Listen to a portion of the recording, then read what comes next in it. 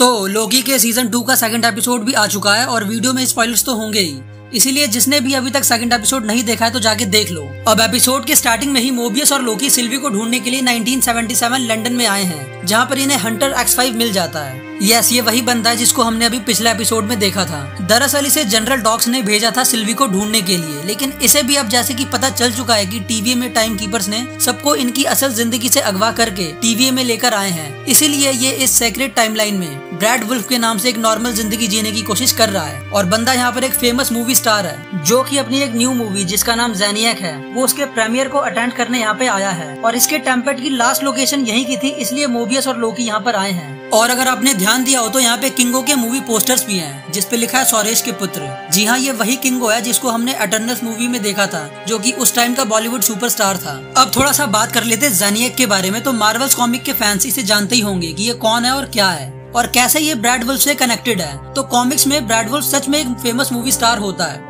जो कि ज़ेनिएक के कैरेक्टर को प्ले करता है, जो कि बेस्ड होता है एक सीरियल किलर की मूवी के ऊपर। पर एक दिन मैनहट्टन में एक एक्सप्लोजन होता है और ब्रैड वुल्फ उस रेडिएशन की चपेट में आ जाता है और उसी वक्त एक डीमन एंटिटी उसे पोजेस कर लेता है और वो सच में रियल लाइफ का सीरियल किलर ज़ेनिएक बन जाता है। और फिर अपने थॉर और ज़ेनिएक की लड़ाई होती है और ऑब्वियसली हमारा गॉड ऑफ थंडर उसे डिफीट कर देता है। अब एमसीयू में हंटर X5 यानी ब्रैड वुल्फ ज़ेनिएक बनेगा कि नहीं इसका तो नहीं पता, पर अपना लोकी अभी तो इसको पकड़ के वापस टीवीए में ले आता है, जहाँ मोबियस और लोकी इससे इंटरोगेशन करेंगे। और फिर हम इस सीजन के खास कैरेक्टर यानी औरोबोरस को देखते हैं, जो कि अभी भी लूम को ठीक करने की तैयारी में लगा हुआ है। और इसे मैं खास कैरेक्टर इसलिए बोलता हूँ क्योंकि पता नहीं क्यों इस कैरेक्टर पर मुझे शक होता है कि कहीं जितना अच्छा अभी तक इसे दिखाया गया है, क्या पता ये उतना अच्छा हो ना, क्योंकि टीवीए में एक यही है जिसकी याददाश्त मिटाई नहीं गई है और ये पता नहीं कितने करोड़ों साल से यहाँ नीचे है। और ऐसा कैसे हो सकता है कि किसी का ध्यान इस पे ना गया हो। और कैंग के बाद यही है जिसे टीवीए की ऑलमोस्ट हर चीज के बारे में पता है। खैर, फिर सीन शिफ्ट होता है जहाँ पर इंटरोगेशन के दौरान जब लोकी X5 से ये बोलता है कि कई जिंदगियां खतरे में हैं और फिर X5 उसे उसका पास्ट याद दिलाता है कि तुम ये ड्रामा कर क्यों रहे हो,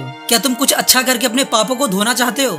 तुम लोकी हो, तुम जहाँ पे जाते हो वहाँ बस तबाही आती है और काम बिगड़ जाता है और तुमने लाखों लोगों की जिंदगी छीन ली है क्योंकि उसमें तुम्हें मजा आता है और तो और तुम्हारी वजह से तुम्हारी माँ की भी मौत हो चुकी है। तो तुम ये हीरो बनने का नाटक मत करो क्योंकि तुम एक विलन हो और तुम एक अच्छे विलन हो, तो वही बने रहो ना यार। पर इतना सब कुछ सुनने के बाद भी लोकी अपना सेल्फ कंट्रोल नहीं खोता है, जो कि हमें दिखा देता है कि अब ये वो लोकी नहीं रहा जिसे एक टाइम पर कभी किसी की जान की परवाह थी ही नहीं। पर इस एपिसोड में मुझे एक बात बहुत अजीब लगी कि मोबियस सब कुछ जानने के बाद भी उसे पता है कि टाइम कीपर्स के किडनैपिंग से पहले उसकी एक अपनी दुनिया थी। यहाँ तक कि इसका असली नाम मोबियस भी नहीं है, पर फिर भी पता नहीं क्यों वो इस बारे में बात नहीं करना चाहता। इनफैक्ट वो बोलता है कि मैं खुश हूँ, अब यही मेरी दुनिया है। और वो देखना भी नहीं चाहता कि टीवीए से पहले उसकी जिंदगी अच्छी थी या इससे भी बुरी थी, या क्या पता बहुत अच्छी जिंदगी वो जी सकता था अगर वो यहाँ ना होता।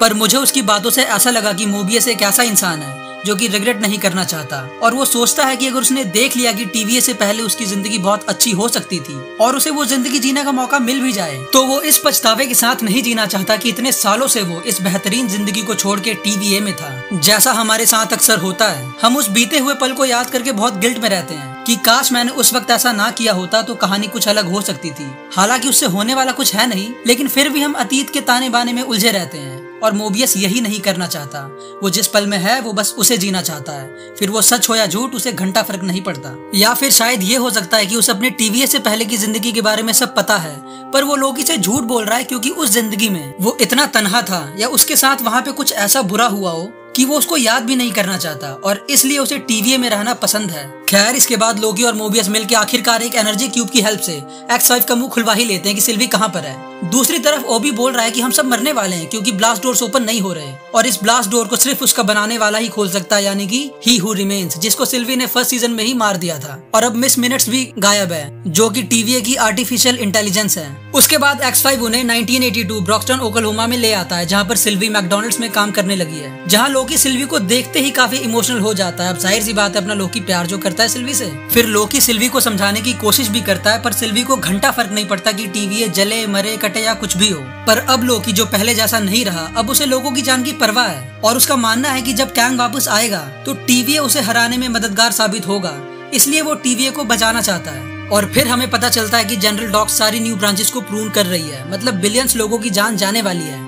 इनफैक्ट उसने अपना काम शुरू भी कर दिया है। अब वो करती क्या है कि सारे टेम्पेट्स को मॉडिफाई करके एक कंट्रोल पैनल बना लेती है और मिनट्समैन हर टाइमलाइन में बॉम्ब फिट कर देते हैं ताकि एक झटके में सभी सीक्रेट टाइमलाइंस की ब्रांचेस को प्रून किया जा सके, और वो ऐसा करने में ऑलमोस्ट कामयाब हो भी जाती है। और यही वजह है कि सिल्वी TVA से नफरत करती है, क्योंकि जनरल डॉक्स ने जो भी किया उसने अपने मजे के लिए थोड़ी किया है। TVA का काम ही यही है कि नई टाइमलाइंस को प्रून करना। थैनोस का जेनोसाइड याद है आपको? उसने तो बस एक यूनिवर्स की आधी आबादी को ही खत्म किया था, और अभी 10 मिनट पहले TVA ने हर एक टाइमलाइन में हर एक यूनिवर्स को ही प्रून कर दिया। मतलब थैनोस का कांड इसके सामने बच्चा है एकदम। और यही हिसाब मुझे भी समझ नहीं आया कि TVA लोगों की जान बचाता है लोगों को ही मारकर। और एपिसोड के आखिर में हम देखते हैं कि सिल्वी के हाथ में कुछ ग्लो कर रहा है, और ये और कुछ नहीं बल्कि ही हू रिमेन्स का टेम्पेड है, जो फर्स्ट सीजन में उसने उससे मार के छीन लिया था। शायद इसका इस्तेमाल हमें नेक्स्ट एपिसोड में देखने को मिलेगा। वैसे जिस तरह इन्होंने सेकंड एपिसोड का प्लॉट सेट किया है, मैं काफी ज्यादा एक्साइटेड हूँ थर्ड एपिसोड के लिए। तो ठीक है, अब मैं अलविदा लेता हूँ, और आप लोग मुझे कमेंट करके ये बताओ कि आपको ये सेकंड एपिसोड कैसा लगा। और तब तक के लिए कीप वॉचिंग फ्लिक्स टनल।